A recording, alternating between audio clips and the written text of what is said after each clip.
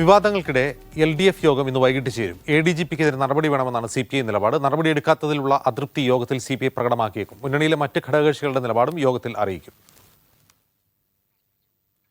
KR Saju വിവരങ്ങളുമായി ചേരുന്നു. സാജു, എന്താണ് പ്രധാന അജണ്ട യോഗത്തിൽ? യോഗത്തിന്റെ പ്രധാന അജണ്ട മദ്യനയം അംഗീകരിക്കലുമായി ബന്ധപ്പെട്ട കാര്യങ്ങളാണ്. പക്ഷേ ഇന്നത്തെ യോഗത്തിൽ ഏറ്റവും പ്രധാനമായും ഉയർന്നു വരിക ADGP MR Ajith Kumar RSS നേതാക്കളുമായി നടത്തിയ കൂടിക്കാഴ്ചകൾ തന്നെയായിരിക്കും. ഇക്കാര്യം യോഗത്തിൽ ഉന്നയിക്കാനുള്ള തീരുമാനം CPI നേതൃത്വം എടുത്തിട്ടുണ്ട്. എന്തിനായിരുന്നു സംസ്ഥാനത്തിന്റെ ക്രമസമാധാന ചുമതലയുള്ള ADGP RSS നേതാക്കളെ കണ്ടത് എന്നത് അറിയാനുള്ള ആകാംക്ഷ CPIക്കുണ്ട് എന്നാണ് CPI നേതാവായ ബിനോയ് വിശ്വം ഇന്നലെ പരസ്യമായി തന്നെ പറഞ്ഞത്. സ്വാഭാവികമായും അതിനകത്ത് നിലപാട് കടുപ്പിച്ചുകൊണ്ടാണ് CPI ഇപ്പോൾ മുന്നോട്ട് പോകുന്നത്. പ്രത്യേകിച്ച് MR അജിത് കുമാറിന് ഇത്രയും വിവാദമുണ്ടായി സർക്കാരിൻ്റെ പ്രതിച്ഛായയെ, മുന്നണിയുടെ പ്രതിച്ഛായയൊക്കെ ആകമാനം ബാധിച്ചിട്ടും മാറ്റാൻ മുഖ്യമന്ത്രി തയ്യാറായിട്ടില്ല.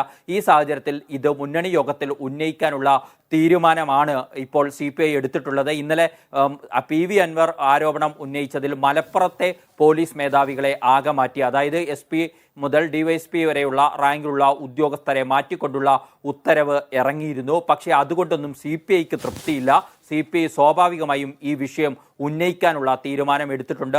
RJD അടക്കമുള്ള മറ്റു ചില ഘടകകക്ഷികളും ഇത് സർക്കാരിൻ്റെ പ്രതിച്ഛായയെ ബാധിച്ചുവെന്നും അതിനാൽ നടപടി വേണമെന്ന ആവശ്യം ഇന്നത്തെ യോഗത്തിൽ ഉയർത്തിയേക്കുമെന്ന സൂചനകൾ ആണ് ഉള്ളത്. ഇനി നമുക്ക് അറിയാനുള്ള ഏറ്റവും പ്രധാനപ്പെട്ട കാര്യം എന്ന് പറയുന്നത് MR അജിത് കുമാറിനെതിരെ നടപടിയെടുക്കണം എന്ന കാര്യത്തിൽ LDF യോഗത്തിൽ എന്ത് ധാരണ ഉണ്ടാകും എന്ന കാര്യമാണ്. അതോ അതിനു മുമ്പ് ഏതെങ്കിലും അർത്ഥത്തിലുള്ള നടപടി എടുത്തുകൊണ്ട് LDF യോഗത്തിലേക്ക് ഘടകകക്ഷികളെ എത്തുമ്പോഴേക്കും അവരെ തണുപ്പിക്കുക എന്ന തീരുമാനം ഉണ്ടാകുമോ എന്ന ആകാംക്ഷയുണ്ട്. പക്ഷേ പുതിയ സാഹചര്യങ്ങൾ അത്തരത്തിലൊരു നടപടിയിലേക്ക് കടക്കുമെന്ന സൂചനയില്ല. കാരണം നേരത്തെ ഓണത്തോടനുബന്ധിച്ച് MR അജിത് കുമാർ 4 ദിവസത്തെ അവധി എടുത്തിരുന്നു. എന്നാൽ ഇപ്പോൾ ഈ അവധി റദ്ദാക്കാനുള്ള അപേക്ഷ അദ്ദേഹം നൽകുകയും ചെയ്തിട്ടുണ്ട് സർക്കാരിലേക്ക്. സ്വാഭാവികമായും അത് തനിക്കൊന്നും സംഭവിക്കാനില്ല എന്ന് ബോധ്യപ്പെടുത്തൽ കൂടിയായി മാറുന്നുണ്ട്. അപ്പോൾ ADGPക്കെതിരെ നടപടിയിലേക്ക് സർക്കാർ കടക്കാനുള്ള സാധ്യതകൾ അതോടുകൂടി കുറയുന്നു എന്ന വിലയിരുത്തലുകൾ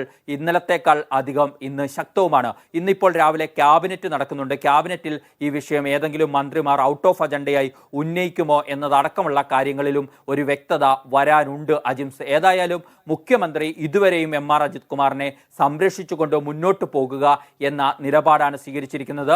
അതിലേതെങ്കിലും അർത്ഥത്തിലുള്ള മാറ്റം വരുത്തിയത് എന്നുള്ളതിൻ്റെ ഏതെങ്കിലും സൂചനകൾ നമുക്ക് ഈ ഘട്ടത്തിൽ കാണാൻ കഴിയുന്നില്ല. അജിംസ്. ശരി സാജു.